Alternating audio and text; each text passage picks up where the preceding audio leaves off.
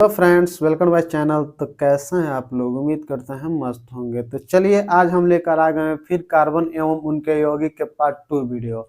जिसने जिसने part 1 video नहीं देखे हैं वो जाकर पहले पार्ट 1 वीडियो देखिए, फिर उसके बाद ये वाला वीडियो देखिए। तो चलिए देखते हैं। कल हम आप लोगों को पढ़ा दिए थे, यानी पार्ट 1 वीडियो में पढ़ा दिए थे कार्बन के बारे में। कार्बन के बारे में बताए थे कि कार्बन एक अधातु है। कार्बन एक तत्व है, तत्व में एक अधातु है। इसकी परमाणु संख्या कितनी होती है? 6 होती है। इसकी परमाणु संख्या 6 होती है तथा परमाणु द्रव्यमान कितना होता है? 12 AMU होता है। इतना बता दिए थे। कार्बन सहसंयोजक आबंध बनाता है, यानी कि किसी के साथ मिलता है। किस आबंध के द्वारा? सहसंयोजक आबंध के द्वारा। कार्बन एक अधातु है इसलिए। आगे हम बताए थे कि कार्बन की संयोजकता कितनी होती है? 4 होती है। कार्बन की संयोजकता कितनी होती है? 4 होती है। आगे हम और बताए थे क्या कि कार्बन का अप्रूप 3 है, हीरा, ग्रेफाइट, बकमिस्टर, फुलरीन। कोई दिक्कत नहीं है। आगे हम आप लोगों को बताए थे कि कार्बनिक यानी कि कार्बन अकेला लगभग 2 करोड़ से ज्यादा यौगिक बनाता है। कौन कौन सा यौगिक? जैसे में आप लोग जो भी दिन से रात तक अब जिस चीज का उपयोग कर रहे हैं वह सारा चीज क्या है? कार्बनिक यौगिक है। जैसे कलम, कलम कौन सा यौगिक है? कार्बनिक यौगिक है, यानी कार्बन से ही मिलकर बना है। कलम हो गया, पेंट हो गया, थिनर हो गया, यह सारा चीज क्या है? आप यहाँ तक खाना खाते हैं वह भी क्या है? कार्बनिक यौगिक है। समझ में आ रहा है? यानी कि जितना भी सजीव है लगभग सारा कार्बनिक यौगिक है। कोई दिक्कत नहीं है।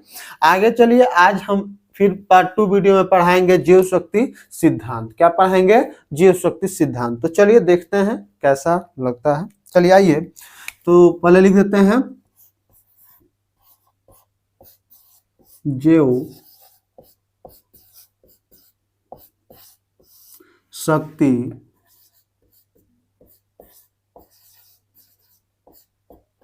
सिद्धांत।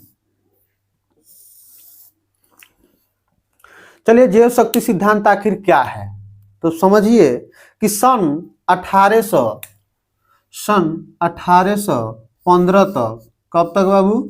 1815 तक जीवधारियों से प्राप्त होने वाले पदार्थ किसी भी प्रयोगशाला में नहीं बनाया जा सकता था। यानी प्रयोगशाला उसे ही कहते हैं जहां पर केमिकल रिएक्शन कराया जाता है। आप देखे होंगे, आप लोग CID देखे हैं? CID देखे हैं? उसमें जो डॉक्टर साहब थे वो कहाँ रहते थे? लैब में ही तो रहते थे, प्रयोगशाला में ही तो रहते थे। वही होता है कि यानी कि सन 1815 तक जीवधारियों से मिलने वाले जितना भी पदार्थ, यानी हम लोग जीवधारी हैं, हम लोगों से जितना भी पदार्थ मिल रहा है उसे प्रयोगशाला में नहीं बनाया जा सकता था। तो इस आधार पर एक वैज्ञानिक नाम था बर्जेलियस। क्या नाम था? बर्जेलियस। क्या नाम था जी? बर्जेलियस नाम था। बर्जेलियस। इस आधार पर कौन सा वैज्ञानिक? बर्जेलियस। बर्जेलियस ने कहा कि जितना भी यानी कि जो सजीव होता है ना, उसमें एक शक्ति पाया जाता है। सजीव में क्या पाया जाता है? एक शक्ति पाया जाता है जिसका नाम क्या दे दिया? जीव शक्ति। क्या नाम दे दिया? जीव शक्ति। यानी कि ये बोला कि जो सजीव में जो भी पदार्थ बनता है वह एक शक्ति के द्वारा बनता है। उस शक्ति का नाम क्या दे दिया? जीव शक्ति नाम दे दिया। देखिए, बताइए, नहीं पता था तो क्या जरूरत था टबर टबर बोलने का? ये बोल दिया, हम लोगों को पढ़ना पड़ रहा है। पढ़िए, देखिए, ये बोल दिया कि बर्जेलियस क्या बोला कि सजीवों में क्या पाया जाता है? जीव शक्ति पाया जाता है। बात बिल्कुल गलत बोला था। आगे हम बताएंगे कैसे गलत बोला था। यानी कि इसी जीव शक्ति द्वारा सजीव अपना क्या बनाता है? यानी कि सजीव में जो भी पदार्थ है उसी जीव शक्ति के द्वारा बनता है। अब हम लोग तो प्रयोगशाला में उस जीव शक्ति को ला नहीं सकते हैं क्योंकि वह भगवान ने बनाए हैं, और जो भगवान बना है उसे हम लोग प्रयोगशाला में कैसे बना सकते हैं? यही बोला था बर्जेलियस। इतना ही बोला और उसके बाद निकल पड़ा। कब? 1815 ईस्वी में। यह था जीव शक्ति। यानी कि जीव शक्ति का मतलब था कि सन 1815 ईस्वी तक जीवधारियों से प्राप्त होने वाले पदार्थ को किसी भी प्रयोगशाला में बनाया नहीं जा सका, नहीं बनाया जा सकता था। इस आधार पर बर्जेलियस ने सजीवों में एक क्या होने का अवधारणा पैदा किया। बोला कि सजीवों में एक जीव शक्ति होता है, इसी जीव शक्ति द्वारा सजीव में पदार्थ बनता है। अगर यह जीव शक्ति ना होता तो किसी भी यानी कोई भी सजीव अपने अंदर पदार्थ नहीं बना सकता था। ये बर्जेलियस का कहना था। यानी कि सजीव में हम लोग में भी एक जीव शक्ति पाया जाता है बर्जेलियस के अनुसार, उसी के आधार हम लोगों में जो भी पदार्थ बनता है वो बनता है, और प्रयोगशाला में इसको हम लोग नहीं उपलब्ध करा सकते हैं इस आधार पर, यानी कि प्रयोगशाला में कोई भी सजीव से जो प्राप्त होता है पदार्थ उसे नहीं बना सकते हैं। ये बात एकदम गलत बोला था। ये कैसे गलत बोला था? इसका ही एक चेला था, नाम था होलर। क्या नाम था? होलर। नाम का था होलर। होलर बोला कि आप जो गुरुजी आप बात बोले एकदम गलत बोले। तो भाई ये पूछा किससे? होलर से, कि कैसे गलत बोले बताइए आप। तो ई क्या बतैलस? होलरवा कहलस, ई बतैले रहे 1828 ईस्वी में, ज्यादा दिन ना भर रहे, बस 5, 8, 13 साल बाद ही बतैलस होलरवा कि भाई आप जो बात बोले हैं जीव शक्ति होने की कल्पना की है, एकदम बात गलत है, हम इसको प्रूफ कर सकते हैं। तो बर्जेलियस बोला करो। तो होलर क्या किया? अमोनिया साइनेट को लिया, अमोनिया साइनेट यानी NH4 को लिया, NH4CNO को लिया, अमोनिया साइनेट को लिया और गर्म कर दिया। क्या कर दिया? गर्म कर दिया। जब यह गर्म किया तो देखा क्या? इसको जब गर्म किया तो क्या मिला? इसको जब गर्म किया तो मिला यूरिया, यानी यूरिया का सूत्र होता है NH2CO NH2। तब होलर ने बोला कि ये जो यूरिया है ये तो सजीव से पाया जाता है, यानी कि जो सजीव होता है उसके यूरिन से मिलता है यूरिया।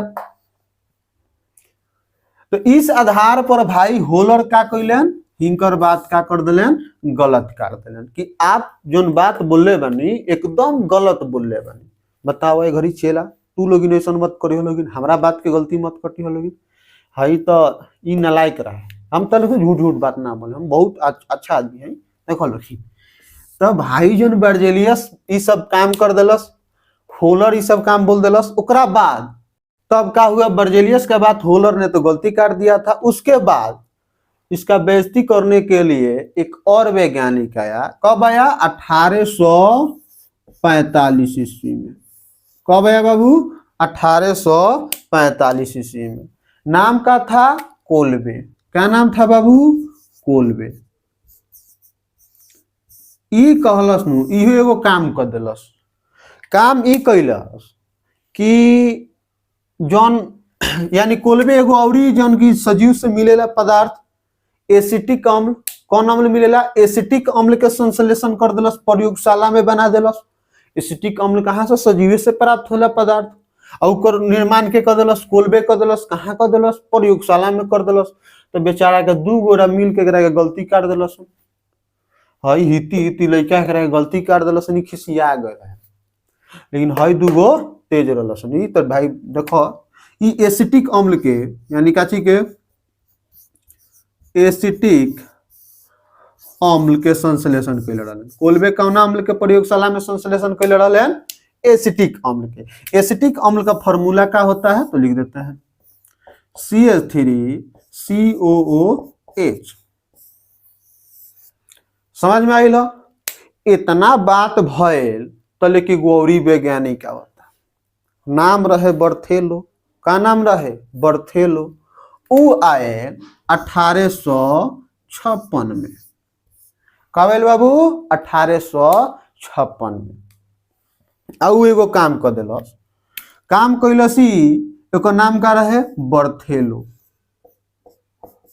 देखिए इन लोगों का नाम कैसा है? Kolbe, Berthelot, Berzelius. अगर यह सब इंडियन होते तो किसी का नाम रहता था विशाल, कोई उदय रहता, कोई राहुल रहता, कोई विनीत रहता। बताइए। लेकिन इन लोगों का नाम देखिए, बर्जेलियस, कोल्बे, बर्थेलो। ये लड़का ये सब का याद रहे, इनका नाम ही याद करने में 2 जन्म लग जाएगा। देखिए छोड़िए, बोला है तो याद करना ही होगा। यानी कि 1856 ईस्वी में कौन आया? बर्थेलो। और एक यह और चीज का संश्लेषण कर दिया। नाम था मेथेन का संश्लेषण कर दिया। किस चीज का संश्लेषण किया? मेथेन का। मेथेन का सूत्र होता है CH4। इसके बारे में हम लोग आगे पढ़ेंगे, इसके बारे में भी पढ़ेंगे। लेकिन मेथेन का संश्लेषण कर दिया कौन? बर्थेलो। कहाँ किया? प्रयोगशाला में। तो आपसे क्वेश्चन पूछा जाएगा, आप लोग रिवीजन करिए कि भाई सबसे पहले बर्जेलियस का कहले रहलन? बर्जेलियस 1815 तक जीवधारियों से प्राप्त होखे वाला पदार्थ के तो प्रयोगशाला में ना बनावल जा सकत लो, लेकिन वही आधार पर बर्जेलियस कहलन कि भाई सजीव में एगो जीव शक्ति पावल जाला, उ जीव शक्ति के हमनी के प्रयोगशाला में नहीं से उपलब्ध करा सकत, वही से हमनी के भाई सजीव से जौन भी प्राप्त पदार्थ बटे ओकरा के प्रयोगशाला में नहीं से बना सको। इतना बात कह दिलस। तो ऐसे ही ओकर वैज्ञानिक है, नाम का ओकर चेला रहे, नाम रहे होलर, तेज चेला रहे ओकर। हमरो के कबो कबो गलती कर दिलस तेज का, लेकिन वही तो एक बेचारा गलती कर दिलस, होलर रहे नाम काट दिलस। तो चलो देखो, होलर 1828 ईस्वी में आए आ कहलस कि अगर जो हमने के अमोनिया साइनेट के गर्म करता निसन तो यूरिया में संश्लेषित हो गए, यानी NH2 CONH2 में, CONH2 है बाबू, CONH2 में संश्लेषित कर दिलस। ओकरा बाद का भइल कि तनी मनी बेइज्जती कैल ही रहे, तो ऐसा ही एगो और वैज्ञानिक आ गए जना के नाम रहे कोल्बे। ई कैलस बाबू 1845 ईस्वी में ई काम कर दिलस, एसिटिक अम्ल के संश्लेषण कर दिलस प्रयोगशाला में। एसिटिक अम्ल का फार्मूला होला CH3COOH। ओकरा बाद 1856 ईस्वी में एगो आइल वैज्ञानिक जना के नाम रहे बर्थेलो। का नाम रहे? बर्थेलो। और बर्थेलो मेथेन गैस के संश्लेषण कर दिलस। समझ में आता? एकरा हिसाब से जीव शक्ति सिद्धांत जन्म लेलस ना, तो एकरा गलती काट दिलस। समझ में आ रहा है? कोई दिक्कत है तो बोलिए। आपसे कोई क्वेश्चन पूछेगा कि सजीवों से प्राप्त होने वाले पदार्थ को सर्वप्रथम किसने प्रयोगशाला में संश्लेषित किया था? तो होलर। किस चीज का संश्लेषण हुआ था? यूरिया। यह किस चीज का सूत्र है? यूरिया का सूत्र है। किस चीज का सूत्र है?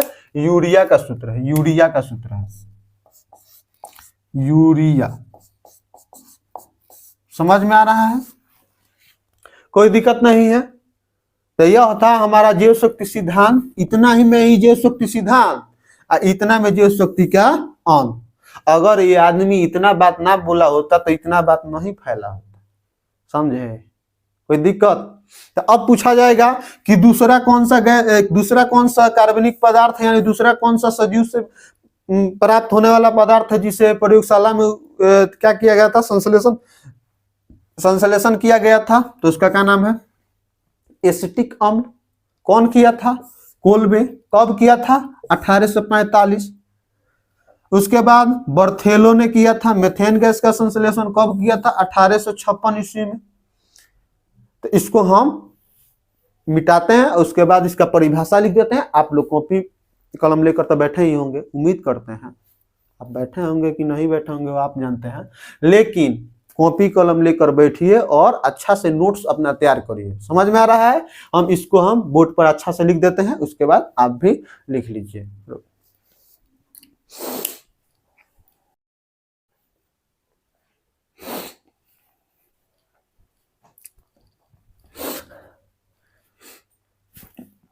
तो लिख लीजिए जीव शक्ति सिद्धांत को। देखिए कैसा लिखे हैं।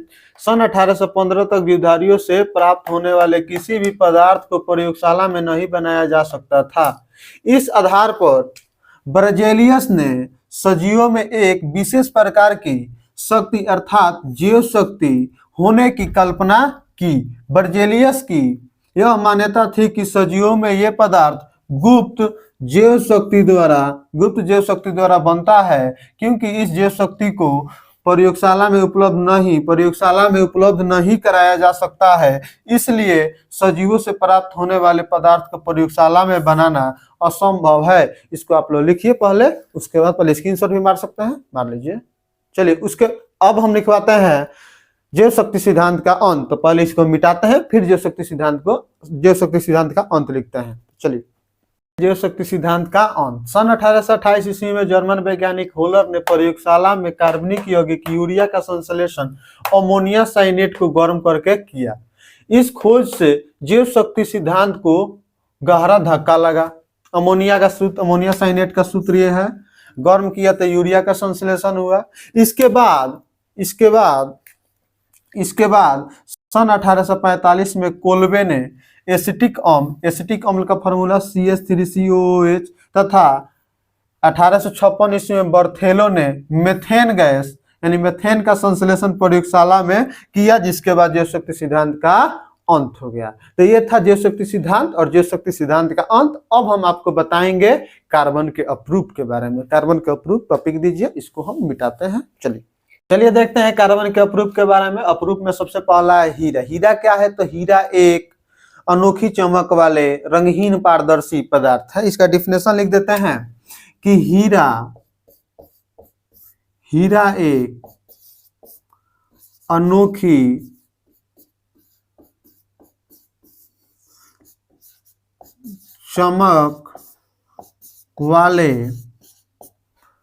चमक वाले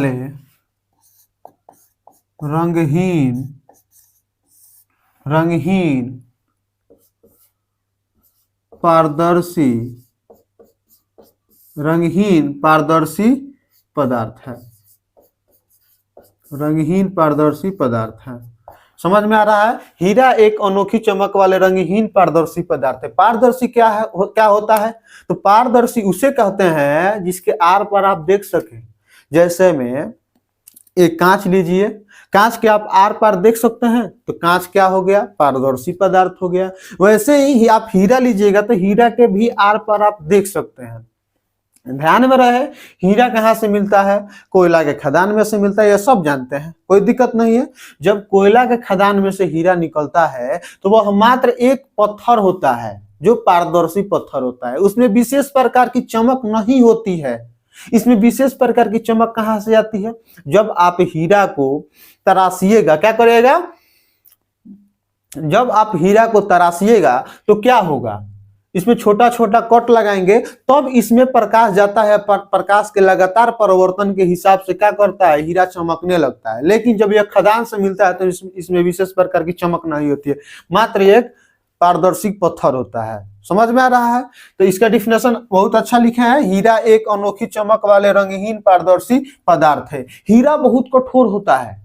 हीरा क्या होता है? बहुत कठोर। यानी कि अब तक दुनिया में जितना भी पदार्थ मिला है उससे सबसे ज्यादा कठोर कौन सा पदार्थ है? हीरा है। कौन सा पदार्थ है? हीरा है। तो अब लिख सकते हैं कि हीरा अब तक प्राप्त पदार्थों में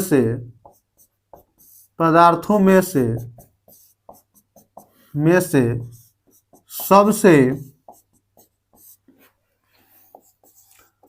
कठोर पदार्थ है। सबसे कठोर पदार्थ है। समझ में आ रहा है? इसका अपर्तनांक होता है। अपर्तनांक को पहले छोड़िए, यह बहुत, इसका मतलब कि हीरा जो होता है विद्युत का कुचालक होता है। इसमें आप करंट जोड़िएगा तो इसमें लाइन ही नहीं मारेगा आपको। समझ में आ रहा है? जैसे चिमकिल का पॉलीथीन यानी कि प्लास्टिक काम करता है, ठीक उसी तरह हीरा भी काम करता है। इसमें विद्युत धारा का चालन नहीं होता है। तो आप लिख सकते हैं कि हीरा विद्युत धारा का चालन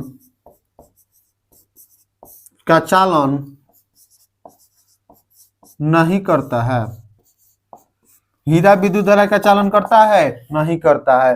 कार्बन का क्या है? हीरा अपरूप है। इसका डिफिनेशन क्या है? हीरा एक अनोखी चमक वाले रंगहीन पारदर्शी पदार्थ है। हीरा अब तक प्राप्त पदार्थों में से सबसे कठोर पदार्थ है। हीरा विद्युत धारा का चालक नहीं होता है। समझ में आ रहा है? हीरा का अपर्तनांक 2.42 होता है। यानी कि लिख सकते हैं हीरा का अपर्तनांक 2.42 होता है। याद रहेगा, हीरा का अपर्तनांक कितना होता है? 2.42 होता है। 2.42 होता है। इसका संरचना देख लेते हैं। तो हीरा का संरचना कैसा होता है, आप लिख सकते हैं हीरा का संरचना नियमित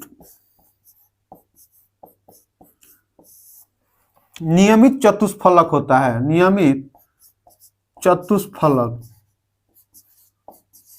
चतुष्फलक होता है। यानी कि इसमें क्या होता है, एक कार्बन परमाणु के साथ 4 कार्बन परमाणु जुड़ा होता है। जब हीरा का आंतरिक संरचना देखेंगे, जब हीरा कैसे बना है, तो उसमें देखेंगे कि उसमें एक कार्बन परमाणु है, उसके साथ कितना कार्बन परमाणु जुड़ा है, 4 कार्बन परमाणु जुड़ा है। यानी कि सी सी सी सी। फिर ये देखिए, ये भी कितना परमाणु से जुड़ा होगा, ये भी 4 कार्बन परमाणु से जुड़ा होगा, 1 2 3, यानी 4, इसको मिलाकर 4 हो गया। फिर ये भी मिला होगा 4 परमाणु से, समझ रहे हैं, ये भी मिला है 4 परमाणु से, ये भी मिला है 4 परमाणु से, समझ रहा है। यानी कि हीरा का क्या होता है, चतुष्फलकीय, यानी कि इसका जो संरचना होता है कुछ ऐसे होता है। समझ में आ रहा है, हम संरचना आपको वीडियो में डाल देंगे, आप लोग देख सकते हैं, कोई दिक्कत नहीं है। तो ये रहा हीरा के बारे में। इसका उपयोग कहाँ करते हैं, हीरा का उपयोग सबसे पहले आभूषण में करते हैं, यानी कि जेवरात में करते हैं, हम लोग अपने आभूषण में करते हैं, यानी कि हार बनवा लीजिए, हम लोग कुछ कुछ बनवाते रहते हैं। हीरा का उपयोग आभूषण में करते हैं। कांच को काटने में हीरा का उपयोग होता है, पत्थर को काटने में हीरा का उपयोग होता है, समझ रहे हैं। तो हीरा हमारे लिए उपयोगी भी है, समझ रहे हैं ना। यानी पत्थर, बड़ा बड़ा पत्थर को किस चीज से काटा जाता है, हीरा से काटा जाता है। तो आप नीचे लिख सकते हैं हीरा का उपयोग, और उसमें लिख सकते हैं क्या चीज, हीरा का उपयोग कांच काटने में किया जाता है, आभूषण में किया जाता है, उसके बाद हीरा का उपयोग बड़े बड़े पत्थरों को काटने में किया जाता है। ये रहा हीरा। इसके बाद हम आपको बताएंगे ग्रेफाइट। क्या बताएंगे, ग्रेफाइट। तो इसको सबसे पहले हम मिटा देते हैं। देखिए, कार्बन का अप्रूप का दूसरा है, कार्बन का अप्रूप दूसरा कौन सा है, ग्रेफाइट है। ग्रेफाइट कौन सा है, क्या है, तो ग्रेफाइट का परिभाषा आप देंगे कि ग्रेफाइट अभी समझ में आएगा, इसके बारे में बताएंगे। तो ग्रेफाइट कार्बन का शुद्धतम एवं अस्थाई अपरूप है,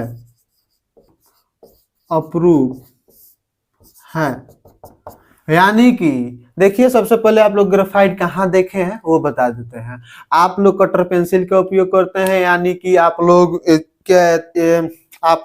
कगजलही का उपयोग करते हैं। उसमें जो नीड होता है, कटर पेंसिल देखे हैं ना, उसमें जो नीड होता है वह किस चीज का होता है, ग्रेफाइट का होता है। वही तो है ग्रेफाइट। ग्रेफाइट किसका प्रूफ है, कार्बन का प्रूफ, इसलिए तो करिया करिया होता है। जब उसको आप जलाइएगा ना तो एकदम CO2 के रूप में ऊपर चला जाता है, समझ में आ रहा है। हीरा भी वैसे चल जाता है, लेकिन ग्रेफाइट को माना जाता है कार्बन का शुद्धतम अप्रूप, क्योंकि कलरों मिलता है, समझ रहे हैं।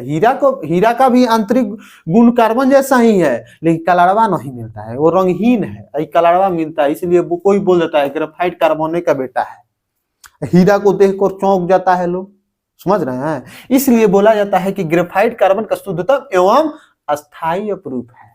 यह विद्युत धारा का क्या होता है, सुचालक होता है। इसमें करंट जोड़िएगा, इधर लाइट आ जाएगा, समझ रहे हैं। यानी कि यह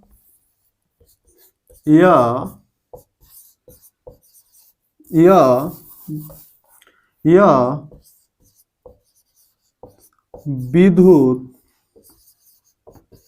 धारा का सुचालक होता है। यह विद्युत धारा का क्या होता है, सुचालक होता है, समझ रहे हैं। यह विद्युत धारा का सुचालक होता है। इसका संरचना कैसा होता है, तो इसका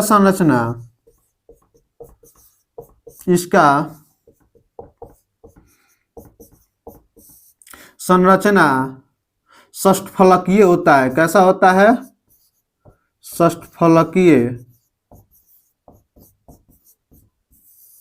षष्ठफलकीय होता है, याद रहेगा। इसका संरचना कैसा होता है, षष्ठफलकीय होता है, यानी चादरनुमा जैसा होता है। कैसा होता है? चादरनुमा जैसा होता है, यानी कि कार्बन ऐसे ऐसे एक कार्बन 3 कार्बन परमाणु से जुड़ा हो रहता है, इसमें जोड़ देते हैं, ऐसे रहता है। समझ रहे हैं? ये भी कार्बन है, ये भी कार्बन है, ये कार्बन किससे जुड़ा होगा? फिर एक कार्बन से, यानी ऐसे ऐसे जुड़ा होगा, ये भी एक कार्बन से जुड़ा होगा, ये भी एक कार्बन से ऐसे ऐसे जुड़ा रहता है। समझ रहे हैं? यानी कि इसका संरचना कैसा होता है? चादरनुमा जैसा होता है, त्रिविमीय नहीं होता है, द्विविमीय टाइप का होता है। इसका उपयोग कहाँ करते हैं? तो सबसे पहले आप उपयोग करते हैं कहाँ? लिखने में। दूसरा उपयोग करते हैं संनेहक के रूप में। संनेहक मतलब जो फिसलन का क्रिया कराता हो। किस चीज का क्रिया कराता हो? फिसलन का क्रिया कराता हो। जैसे में कैरम बोर्ड देखते हैं, कैरम बोर्ड खेलते हैं। जब आप कैरम बोर्ड खेलते हैं तो उसमें जब गोटी नहीं फिसलता है तो उसमें क्या करते हैं आप? उसमें आप पाउडर को डालते हैं, यानी पाउडर वहां पर क्या है? संनेहक है। साइकिल को चलाते हैं, जब साइकिल जाम चलने लगता है तो उसमें मोबिल डालते हैं, यानी ग्रीस डालते हैं या तेल डालते हैं कोई भी प्रकार का, तो वह क्या है? संनेहक है। उसी तरह ग्रेफाइट में भी एक फिसलन होता है, ये भी एक संनेहक का कार्य करता है। यानी कि बड़े बड़े कंपनियों में मोबिल तेल का उपयोग नहीं किया जाता है, फैक्ट्री में जो मशीन होता है उसमें मोबिल तेल का उपयोग नहीं किया जाता है, उसमें क्या किस चीज का उपयोग किया जाता है? ग्रेफाइट का पाउडर का उपयोग किया जाता है। समझ रहे हैं? आप कैरम बोर्ड पर उसको थोड़ा डालकर देखिएगा खेल कर, ठीक कोरिया हो जाएगा। समझ रहे हैं? तो इसलिए इसको मत डालिएगा, लेकिन देख समझ जाइए, कोई दिक्कत नहीं है। तो ये रहा ग्रेफाइट के बारे में। आगे हम बताएंगे बकमिस्टर फुलरिन के बारे में। बकमिस्टर फुलरिन के बारे में अब ये बता देते हैं कि बकमिस्टर फुलरिन क्या है। तो इसको मिटाते हैं और बताते हैं। देखिए, जाइए मत कहीं। क्या? Buckminster fullerene. ये पानी से भीज गया, चलिए कोई बात नहीं। बकमिस्टर फुलरिन क्या है? तो यहां पर देखिए लिखते हैं बकमिस्टर